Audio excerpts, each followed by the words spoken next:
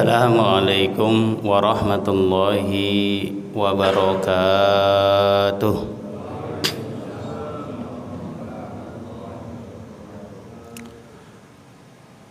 Alhamdulillah, wassalatu wassalamu ala rasulillah wa ala alihi wa sahbihi wa mawala. La hawla wa la quwwata illa billah. Subhanaka la ilma lana illa ma 'allamtana innaka antal alimul hakim. Rabbi israh li sadri wa yassir li amri wahlul 'uqdatan min lisani yafqahu qawli.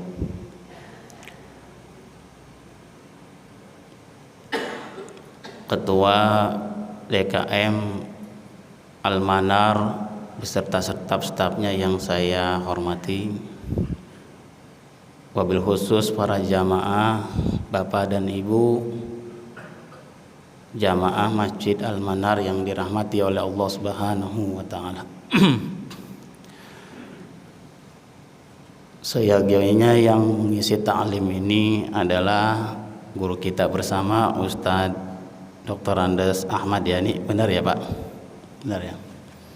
Namun karena satu dan lain hal beliau berhalangan, maka beliau menunjuk saya sebagai ban serep gitu. Mudah-mudahan ban serep ini bisa mengantarkan kita sampai tujuan juga. Mengawali taklim kita pada pagi hari ini, mari selalu kita panjatkan puji serta syukur kita kepada Allah Subhanahu wa Ta'ala, karena Dialah Allah yang tidak pernah berhenti sedetik pun kepada memberikan nikmatnya kepada kita semua, sehingga sampai saat ini kita bisa duduk di majelis ilmu. Itu bukan karena kehebatan kita semata, tapi karena nikmat Allah Subhanahu wa Ta'ala. Sholawat teriring salam semoga selalu tercurahkan kepada panutan baginda Rasulullah sallallahu alaihi wasallam beserta keluarganya, para sahabatnya, dan tentunya kita yang mengaku cinta kepadanya. Semoga mendapatkan pertolongan di sisinya nanti. Amin ya rabbal alamin. Bapak dan Ibu jamaah Masjid Al-Manar yang dirahmati oleh Allah Subhanahu wa Ta'ala, tema kajian kita pada pagi hari ini adalah zikir dan bentuk-bentuknya. Jika kita perhatikan, ada banyak ayat dalam Al-Quran yang dimulai dengan redaksi ya ayyuhalladzina amanu. Banyak itu, sering kita jumpai ya Bu ya. Salah satu ayat itu yang dimulai dengan redaksi ya ayyuhalladzina amanu bisa kita dapati misalnya di dalam surat Al-Ahzab ayat 41. Allah Subhanahu wa Ta'ala berfirman, ya ayyuhalladzina amanu dzkurullaha dzikran katsira wasabbihuhu bukratan wa asila. Kata Allah, wahai orang-orang yang beriman, ingatlah kepada Allah dengan mengingatnya sebanyak-banyaknya, dan bertasbihlah kepadanya pada waktu pagi dan pada waktu petang.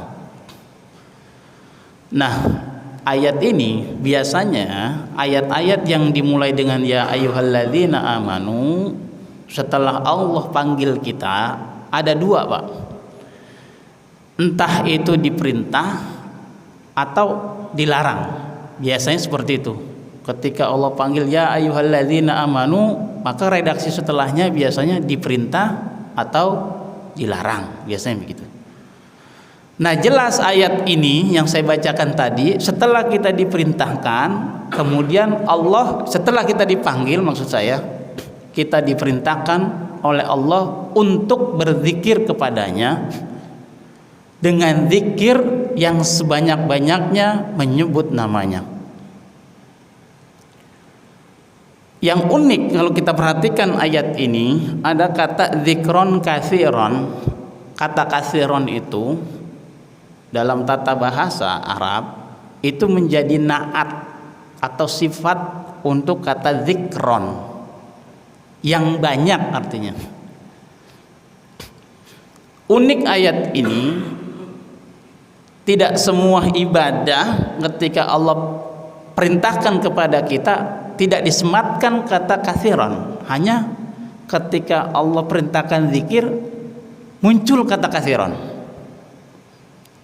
Ini berarti bisa kita tangkap bahwa zikir kepada Allah itu bisa dilakukan kapan dan dimanapun kita bisa melakukannya. Coba Pak, kalau sholat itu ada waktunya atau tidak? Ada. Bisa kita sholat subuh jam 7? Kan nggak bisa. Kemudian kalau puasa ada waktunya atau tidak? Besok, sebulan lagi kita puasa. Ya puasa Ramadan itu wajib ya bulan Ramadan. Haji ada waktunya. Begitu juga zakat.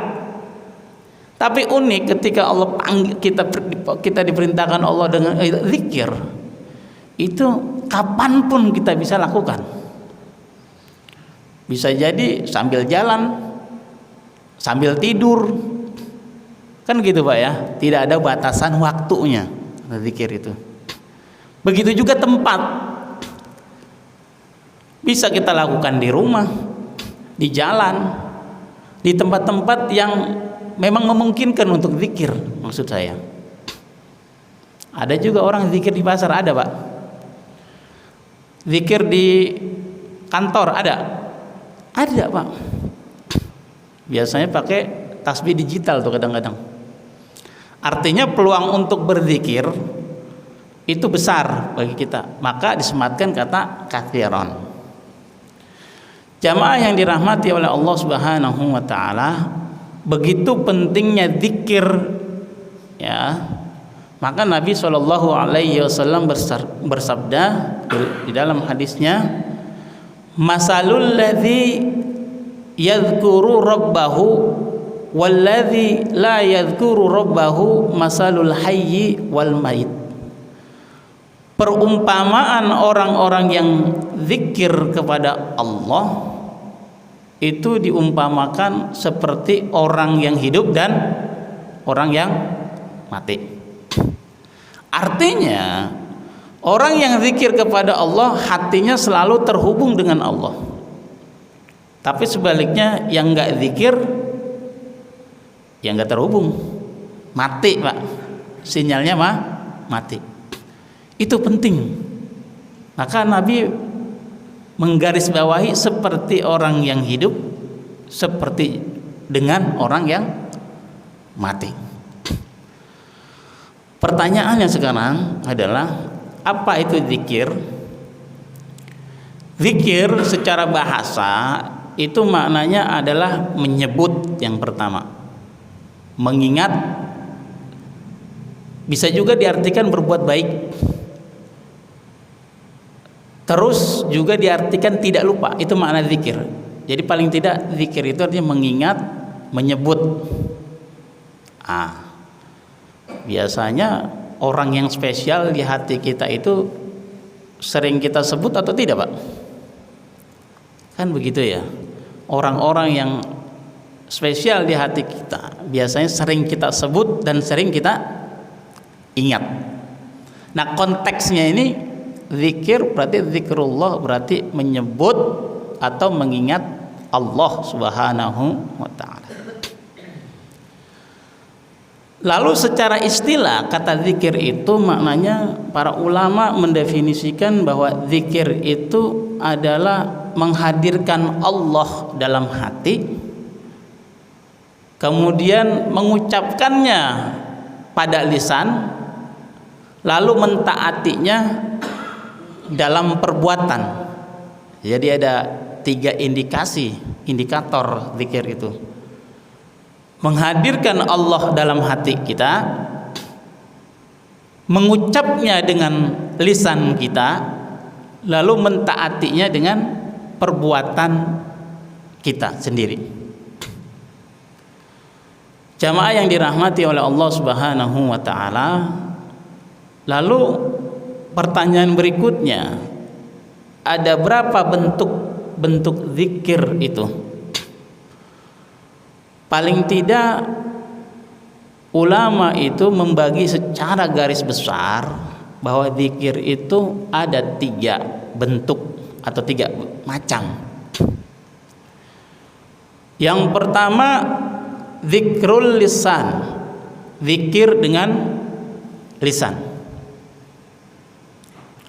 Artinya lisan ini mengucapkan nama-nama Allah Subhanahu wa taala.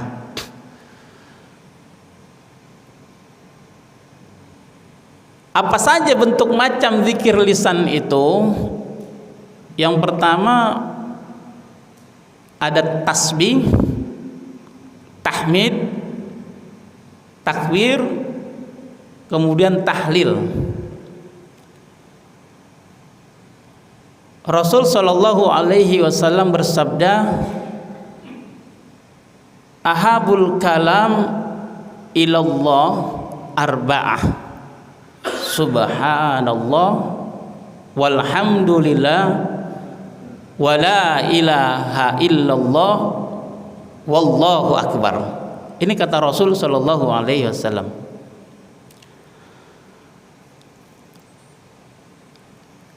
Ada 4 kalimat yang sangat dicintai oleh Allah Subhanahu wa taala ketika kita menyebutkannya.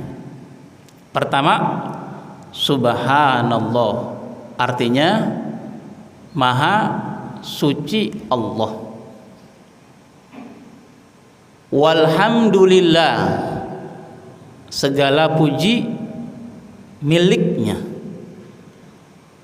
Wala ilaha illallah, tidak ada Tuhan kecuali Ia. Wallahu akbar, Allah maha besar. Inilah 4 kalimat yang sangat Allah cintai kita ketika kita sebut. Gampang atau susah Bapak-bapak? Sudah hafal? Hafal ya, alhamdulillah. Tapi Pak, masalahnya bukan hafal dan tidak hafal, bukan bisa dan tidak bisa. Insya Allah lidah kita ini, orang Islam ini familiar dengan 4 kalimat ini. Tapi masalahnya adalah bagaimana membiasakan lisan ini tuh. Maksud saya, terbiasa atau tidak? Sesuatu itu yang mudah, kalau tidak terbiasa jadi sulit atau jadi gampang? Sulit Pak ya. Maka perkaranya itu adalah bagaimana lisan ini terus menerus dibiasakan menyebut 4 kalimat tadi.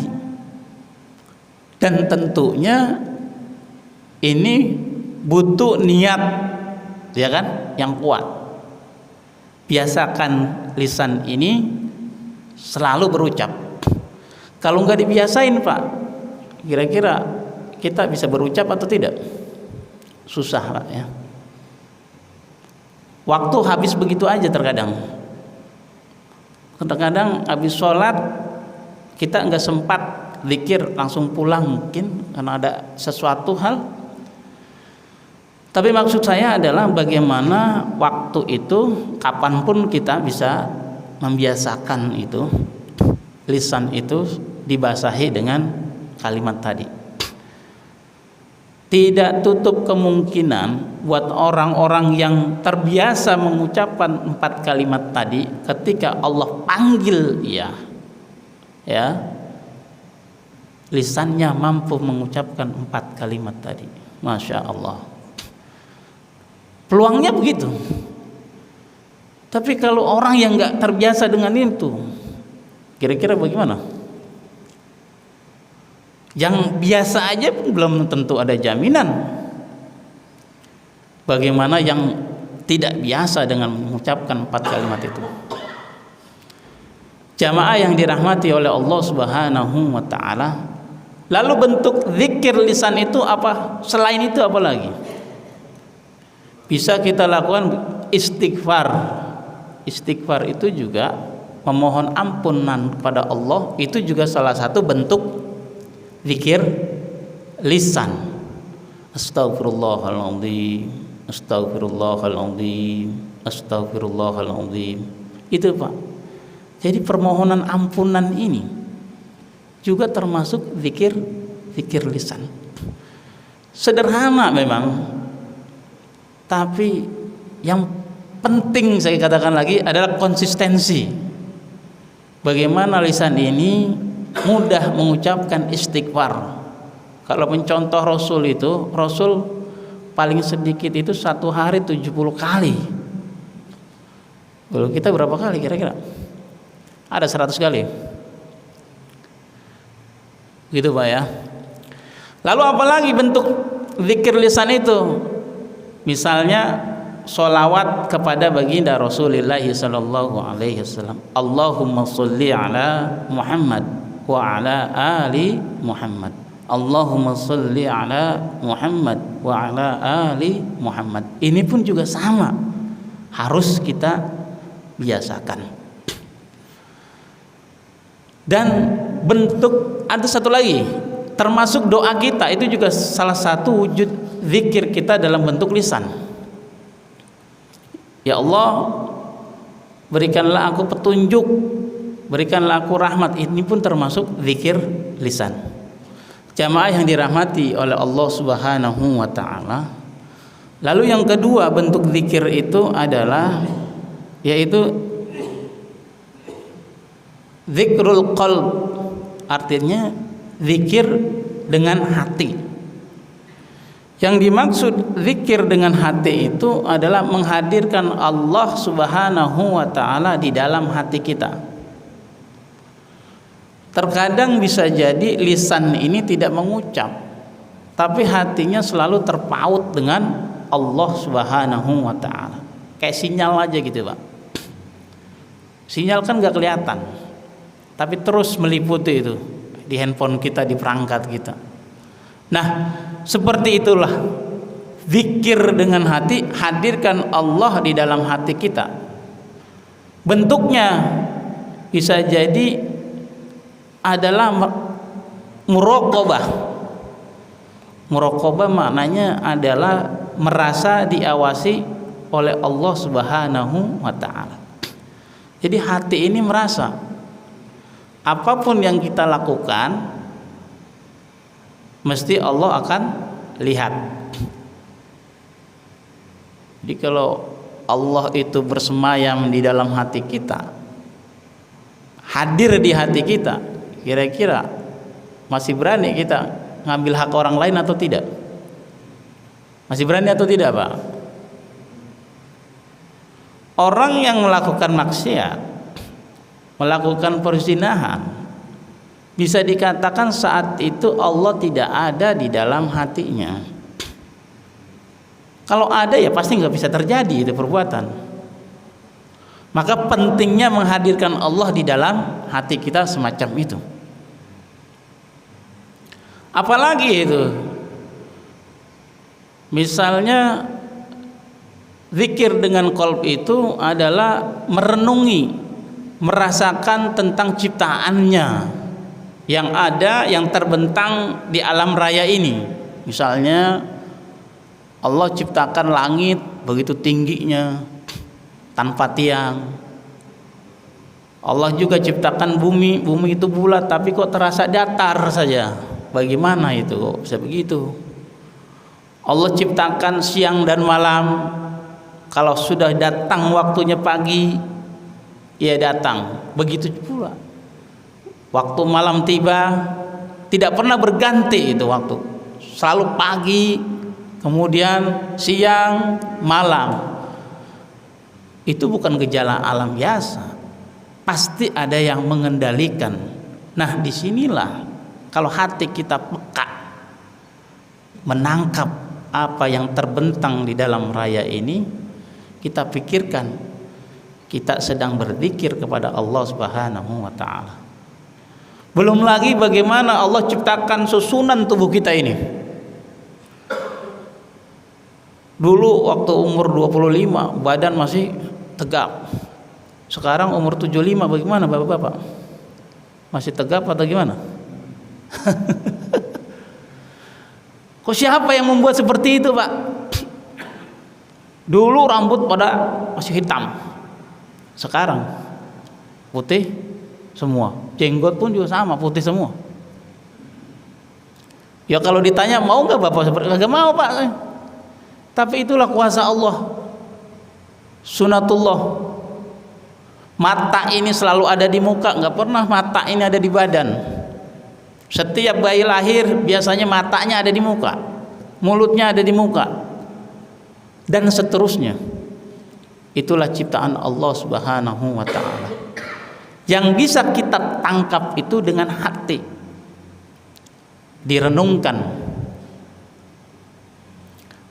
dan seterusnya.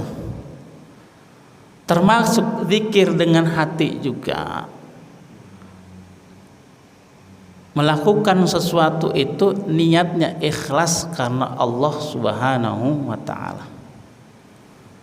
Jadi orang yang melakukan sesuatu ikhlas itu pasti dimulai dengan hati. Dia ingat kepada Allah, luruskan niatnya, karena niat itu tempatnya ada di hati.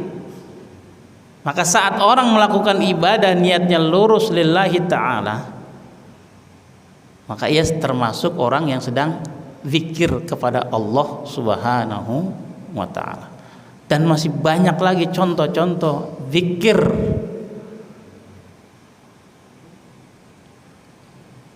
Bapak dan Ibu jamaah yang dirahmati oleh Allah Subhanahu wa ta'ala, yang terakhir zikir itu dengan zikrul jawahir, artinya zikir dengan anggota badan atau zikir dengan perbuatan. Intinya zikir jawahir itu adalah segala sesuatu yang Allah perintahkan kepada kita, kita kerjakan, kita taati, itu kita lagi zikir. Dan begitu juga larangan. Segala sesuatu yang Allah larang untuk kita, kita tinggalkan karena Allah, itu juga sedang zikir kepada Allah Subhanahu wa ta'ala. Contohnya zikir dengan perbuatan misalnya adalah kita bekerja mencari nafkah untuk diri kita dan untuk keluarga kita, karena ini adalah perintah Allah, diwajibkan untuk kita mencari rezeki, kita lakukan. Dan ini bukan karena uang kita melakukannya, tapi ini adalah karena perintah Allah. Maka kerjanya kita, jujurnya kita dalam bekerja, itu termasuk sedang zikir kepada Allah Subhanahu wa ta'ala. Bisa juga contohnya lagi adalah menolong kesulitan orang lain. Menolong orang itu perintah siapa, Pak? Perintah Allah Subhanahu wa ta'ala. Ada orang kesusahan,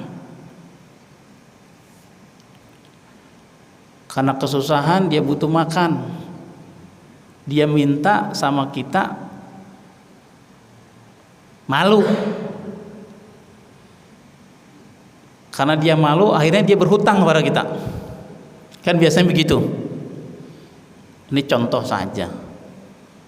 Kalau kita hutangkan uang kita 100.000, kan dua kemungkinan itu, bisa balik, bisa juga tidak. Namanya orang hutangin, Pak, ya.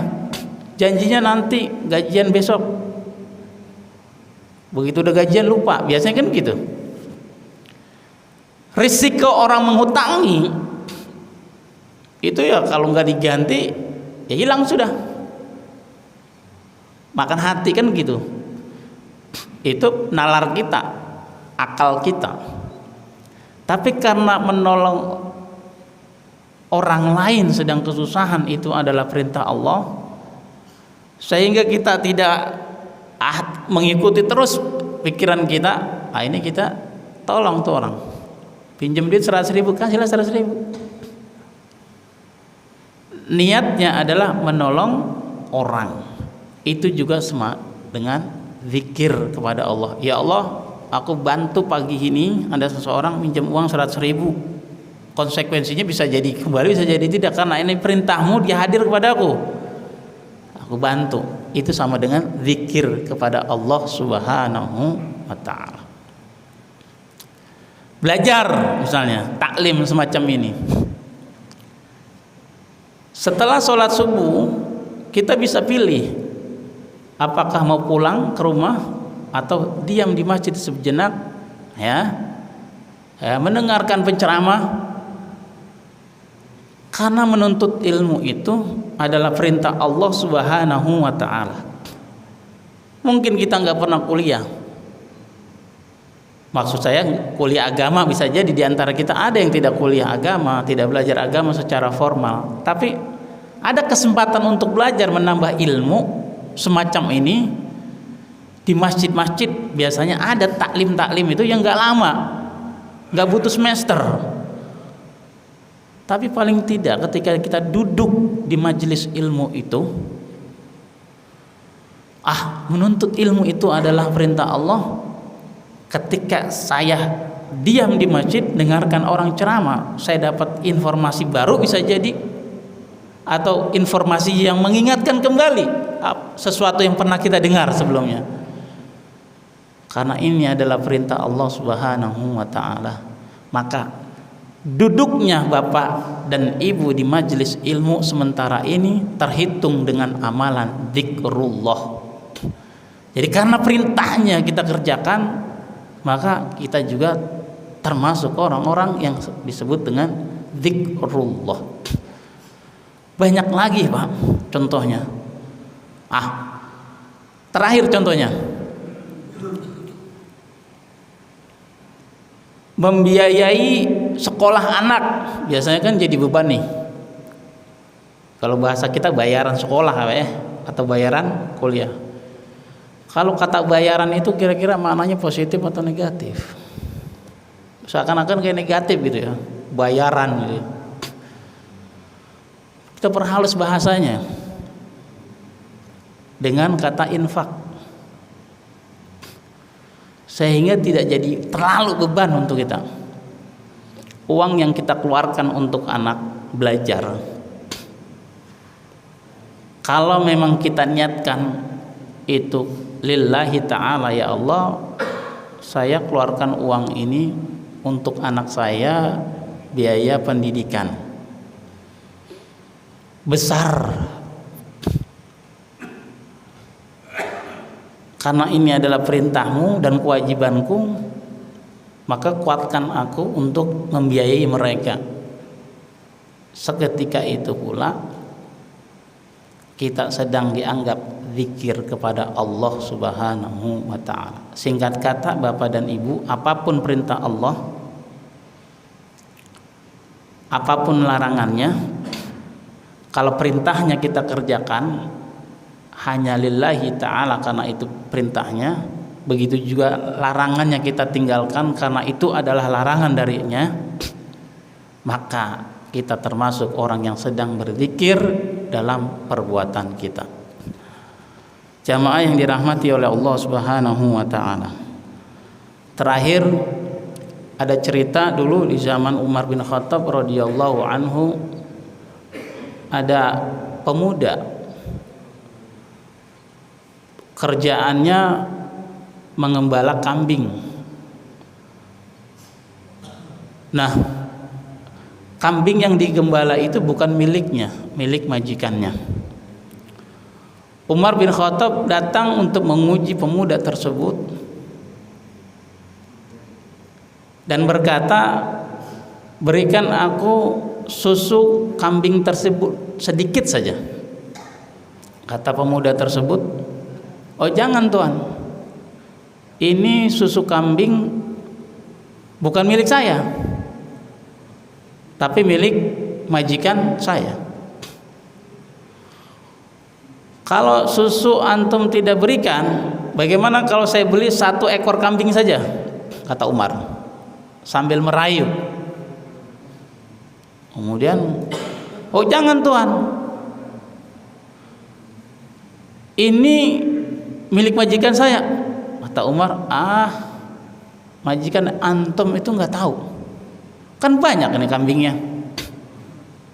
Kemudian pemuda tersebut berkata kepada Umar, wahai Amirul Mukminin, bisa jadi majikan saya tidak tahu kalau saya jual 1 ekor kambingnya kepada engkau.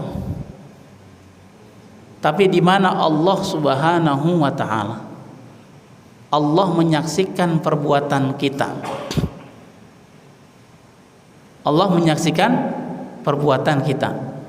Pelajaran dari pemuda tersebut, ada peluang untuk melakukan penyelewengan, ada kesempatan untuk korupsi, ada kesempatan untuk menggelapkan harta majikannya, tapi dia tolak.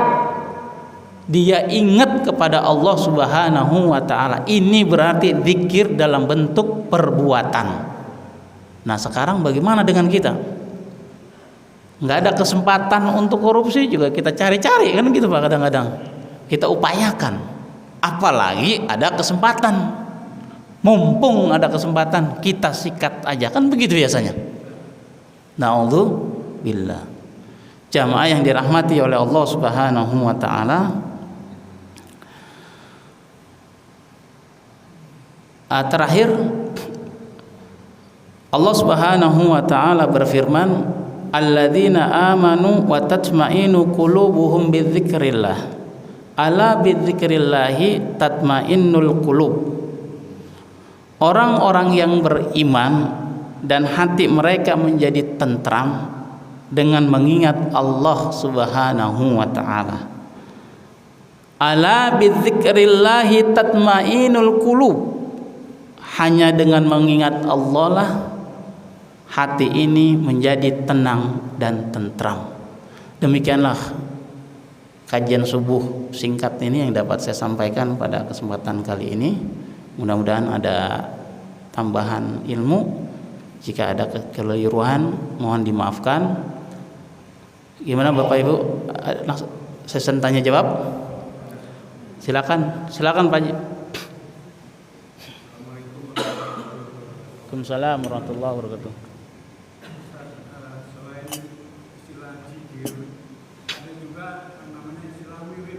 Oh ya, betul. Apa bedanya itu? Baik, pertanyaan bagus sekali. Di masyarakat kita ada zikir dan ada wirid. Kalau zikir Pak, pertama zikir itu sifatnya umum. Ada 3 tadi ya. Saya bilang tadi zikir lisan, hati, perbuatan. Pertama. Sedangkan wirid itu maknanya khusus.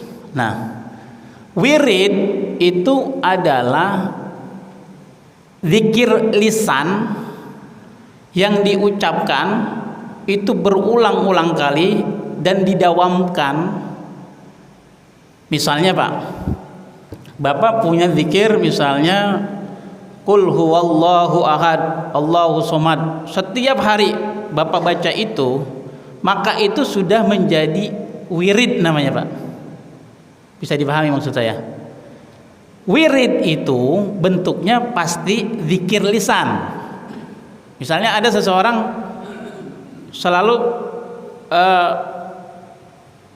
mengucapkan la ilaha illallah 1000 kali setiap hari, orang tersebut maksud saya, si fulan itu, dan itu dibiasakan setiap hari 1000 kali, berulang terus 1000 kali setiap hari berulang, sehingga itu menjadi kebiasaan dia. Itu yang dinamakan dengan wirid. Jadi zikir itu zikir lisan yang terus menerus dilakukan, sama seperti itu, continue terus. Kalau orang kita nyebutnya wirid. Bisa dipahami Pak Haji? Kalau Pak Haji misalnya mengucapkan misalnya istighfar satu hari 70 kali, terus Pak Haji lakukan terus 70 kali setiap hari sampai Allah panggil, itulah yang disebut dengan wirid. Itu bacaan zikir Bapak sendiri, namanya sudah menjadi wirid. Kan belum tentu itu menjadi wirid orang lain ya. Sampai sini bisa dipahami Pak Haji? Singkatnya, wirid itu adalah zikir lisan yang dilakukan terus menerus itu menjadi wirid namanya. Jadi ketika biasanya ada di masjid itu di sholat misalnya zikir subhanallah 33 kali, dan itu menjadi kebiasaan rutinitas masjid itu sudah menjadi wirid Pak, wirid di masjid situ. Ini cuman istilah teknis saja, begitu Pak ya. Jadi ada hitungannya. Ada. Nah hitungannya itu yang menentukan Bapak sendiri. Iya, misalnya Bapak mau, kan karena ini adalah wirid itu sudah menjadi privasi, menjadi pribadi ya. Jadi misalnya Bapak mau bilang saya mau mengucapkan la ilaha illallah 1000 kali, ya kan? Kemudian Bapak memang dawamkan itu, boleh atau tidak? Ya boleh Pak. Itu menjadi wirid buat Bapak, menjadi zikir rutinitas Bapak. Nah karena seringnya, kata waroda, wirid itu dari kata waroda, berulang artinya. Bahasa Arab itu sebenarnya waroda itu. Waroda yaridu, wiridan atau wardan artinya adalah berulang. Jadi segala ucapan yang berulang, zikir yang berulang, jumlahnya konsisten, itu disebutnya dengan wirid. Seperti itu. Alhamdulillah. Jadi Bapak kalau mengucapkan la ilaha illallah misalnya 70 kali aja satu hari, berulang konsisten, sebenarnya secara tidak langsung kita sudah berwirid itu. Cuman saya bilang tadi kalau zikir itu kan umum ya, umum. Baik. Bisa dipahami Pak Haji? Ada lagi yang mau ditanya? Silakan Pak Haji. Waalaikumsalam warahmatullahi wabarakatuh. Zikir dan wirid itu apakah harus badan kita bersih atau bagaimana? Oh baik. Jadi zikir atau wirid afdolnya Pak dalam keadaan suci. Saya bicara afdol ini bukan berarti keharusan. Ini bagian dari namanya adalah adab. Adab itu apa ya kalau bahasa kita tuh? Tata krama. Jadi bicaranya keafdolan. Zikir itu lebih afdol dikerjakan dalam keadaan suci. Tapi afdol itu sifatnya tidak wajib, hanya lebih baik ya Pak ya. Kesimpulannya, zikir itu bisa dilakukan meskipun badan ini dalam keadaan kotor. Meskipun saya bilang. Tapi kalau bicara keafdolan, ya kesiapan, maka zikir yang lebih utama adalah badan dalam keadaan suci. Itu lebih utama saya bilang. Tapi bukan berarti melarang orang yang dalam keadaan misalnya haid atau dalam keadaan tidak suci kemudian dilarang. Bukan seperti itu. Begitu Pak Haji. Jadi Pak Haji bisa lakukan zikir itu kapanpun Pak Haji mau. Kalau mau dapat keutamaan siapkan, karena orang yang badannya suci dulu itu berarti memang dia sudah niatnya besar ya, ada effort, ada usaha yang besar. Saya mau zikir pada Allah dengan keadaan badan ini suci, masih terjaga oleh wudu gitu kan. Itu sangat dianjurkan. Tapi meskipun tanpa wudu boleh juga kita kerjakan. Wallahu a'lam bishawab. Ada lagi Bapak dan Ibu? Oh, silakan Pak Haji. Kalau misalnya zikir nih, kita misalnya berangkat naik motor nih dari sini ke misalnya ke Depok atau Iya. kita kan zikir misalnya ini la ilaha illallah atau subhanallah walhamdulillah wa la ilaha illallah.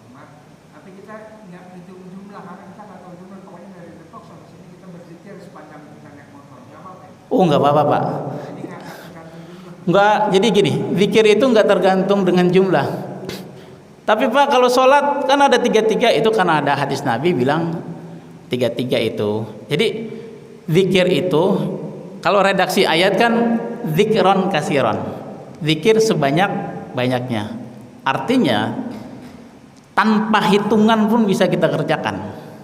Jadi kalau Bapak dari sini ke Depok, subhanallah, alhamdulillah, wala ilaha illallah, wallahu akbar, susah ngitungnya juga. Dengan boleh Pak begitu, sangat boleh. Intinya perbanyak zikir pada Allah Subhanahu wa taala. Baik, ada lagi Bapak? Oh, silakan Pak. Waalaikumsalam. Oh, baik. Kalau pahala itu, bicara pahala itu adalah wilayah Allah. Ya, wilayah Allah. Saya nggak bisa menggambarkan apa bedanya apa pahala zikir dengan pahala wirid. Sama Pak, sama. Karena saya bilang wirid itu adalah zikir lisan yang didawamkan, sementara zikir itu umum, ya kan? Pahalanya sama. Tapi berapa derajat di sisi Allah, wallahu alam. Jadi saya tidak bisa menggambarkan. Yang jelas pahala zikir itu begitu besar, banyak. Sama ya Pak? Baik, ada lagi yang mau ditanyakan? Kelas cukup? Baik, demikianlah kajian ini yang dapat saya sampaikan. Mudah-mudahan ada tambahan ilmu. Kalau ada kekurangan mohon dimaafkan. Kita akhiri dengan baca kafaratul majalis. Subhanakallahumma wa bihamdika asyhadu an la ilaha illa anta astaghfiruka wa atubu ilaik. Assalamualaikum warahmatullahi wabarakatuh.